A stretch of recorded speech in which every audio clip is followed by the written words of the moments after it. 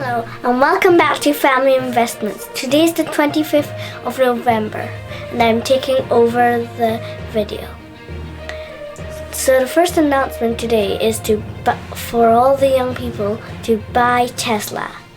And the next announcement for all the young people out there is to buy Nvidia. Whoa, what are you doing here? It's my show. You can't just come over. Okay, I'm not here. You can excuse me. You can maybe excuse me, okay? Please, give me the hat. I need the hat too. No, you can take this smelly one. No!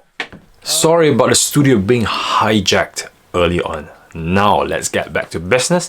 And there's 4 stocks that's on a huge momentum that I would like to discuss about. So the very first one will be Slack. Ticker work. So if you've seen, the stock price has shot over 32%. At one point it was at 35% in the last about 3 hours of trading, and it was because the rumors about Slack and Salesforce talking about a takeover. Yes, that's all we heard in the meeting, and that's when it came out of Twitter, and then boom, the stock went up 7%, and later on it soared up to at least 35 before settling down to 32. But in all honesty, we'll hear about it next week, but there's no detail how much Salesforce will be buying Slack. So as it stands before, it's about 16 million. Now it's about 19 million because of the stock soaring. So they most likely, normally companies will pay about 20% premium or what is previously. So it's already surpassed 20%. So let's see how much Salesforce values Slack. So in my gut feeling and my speculation, I would say they'll be buying them around about the $40 mark, because that's my valuation on Slack. That's how much Slack is worth, the $40 mark. So if they come in higher, fine. So for those who are existing Slack holders, this is my opinion by the way, existing Slack holder who has been holding for a long time, maybe perhaps it's time to take profit. That's all I can leave that for you. You make the decision, or they may convert it to Salesforce shares and you'll be a Salesforce shareholder. Okay, the next stock on momentum is Palantir. Jeez, this stock's up 21% today. So all in all, for the last week, it's up about 80%. It's up more than 80%. And there's no reason why it's up. The only reason I found is US Army to receive 1 of 2 prototype contracts using the Gotham software to improve visualization tools for the Army. But then again, it's not a huge contract that's going to generate so much interest. It's really business to business type. It's not a general, I don't believe that's the reason why it's gone up so much in the last week. But then again, if you check the options traders have seen a surge in option call buyings. It's more than work today. It's actually double the amount of option calls. And then there are loads of option calls for January for Palantir to go up as high as $40 share. Don't bet on it. Don't think it's going to go 40. This is what people are forecasting based on the information they have that we don't have. We don't see now, so soon we'll reveal. And if it's not genuine enough, it's not sweet enough for everybody, it will drop. But this is where it is at the moment. I'm just waiting for data before I get in. So I've got in at about 15, 18, 22, around about late 24s, and I've stopped buying. So I'll see what happens. I need to see genuine data before I buy any more Palantir. So next one, Jumia is the Amazon of Africa. That's what everybody calls it. And Jumia last earning wasn't great.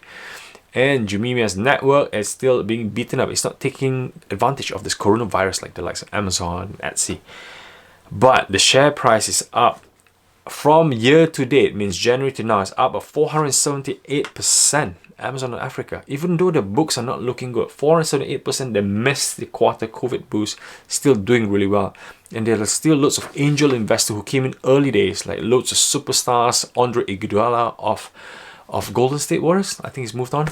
So a lot of people are still buying, helping to support, hopefully to see the new Amazon in Africa. Competition is not really much there yet, but let's see what happens. So if you're holding Jumia, well done for those who bought Jumia at the early teens, like 10, 11, 12. You could have easily had 300%. So well done to all of you.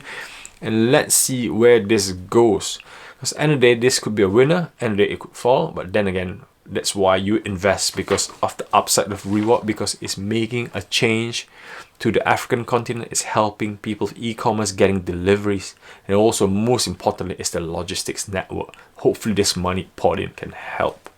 Okay, And finally, a company also moving on momentum. The last fourth one is called Farfetch. Farfetch, I think it's FTCH. Farfetch, basically it's a fashion company. No, it's a luxurious fashion company that sells pre-owned goods. I did see a pre-owned 1998 France football keychain, a ball from Louis Vuitton, and it cost about $6,000. People buy those stuff. So Farfetch has gone 84% up in the last whole week. Same as Palantir. The last week, these two stocks are just racing towards the end to this triple figure gain of 100%. 84 just now. Loads of news, but the one that's really genuine, which I spotted when it was at 30, and I never bought anything, is Alibaba and the Swiss group called Richemont put in about 1.1 billion for them to grow luxury company in China. Remember, the world's best luxury and the world's biggest customer is China. The Chinese cannot travel, they have too much cash under their bed. What do? They buy up luxury stock like Tesla, Ferrari, Louis Vuitton, all these big mega brands. So Farfetch, Alibaba's people think that might have a good break in China, and they have welcomed them. And Farfetch, I think, is about above 50 just now. I think it's still room for growth, but it's, at the moment it's hyper growth, it's overvalued. So be careful if you want to get in. I'm not saying buy the stocks now, but you just have to be careful where you are. So this is me for the 4 stocks today. Out of the 4 stocks, I own Palantir. I don't own Jumia, Farfetch, or Work. So Palantir is the only one I own, and I will speak more about Palantir in future videos as well. So this is me for today's closing bell. I hope you like it. Alright, thank you everybody. I hope you enjoyed that sketch and also closing bell today. So please remember to click the notification button and also subscribe so we can share news with you every single day and videos like this. And thank you very much, Audrey, for being on my show. Anything to say? This is yours. Okay, thank you. I've got too many hats in the house. Okay, Bye.